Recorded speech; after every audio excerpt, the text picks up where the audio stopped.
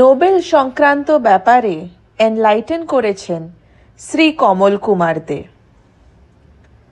1901 সালে যখন নোবেল পুরস্কার চালু করা হয় তখন পদকটি তৈরি করা হতো খাঁটি সোনা দিয়ে, কিন্তু 1980 সাল থেকে পদক তৈরির ধরনে কিছুটা পরিবর্তন আসে।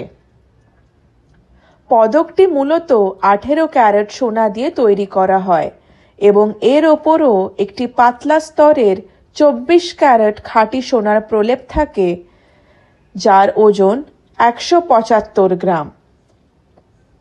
সুইডেনের বিজ্ঞানী আলফ্রেড নোবেলের নামেই এই পুরস্কারটি দেওয়া হয়। তিনি নিজেই 1895 সালে একটি উইল করে যান, আর সেই উইলের জন্যই তিনি আজও বিখ্যাত হয়ে আছেন। তিনি উইলের একটি ফাউন্ডেশন গঠনের নির্দেশ দিয়ে যান, সেটি নোবেল ফাউন্ডেশন নামে পরিচিত।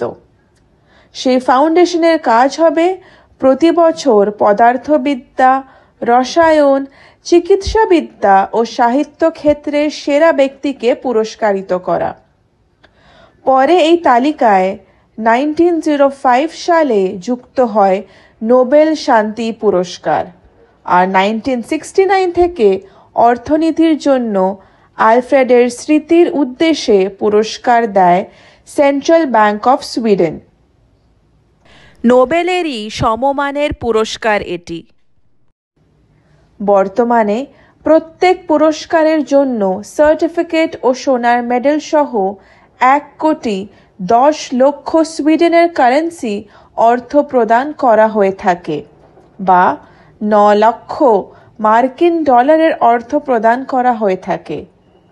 তাছাড়া আপনারা জেনে থাকবেন, বিশ্বের যে কোনো প্রান্তে যে কোনো দেশের মানুষ এই মনোনয়ন প্রক্রিয়ায় অংশ নিতে পারেন।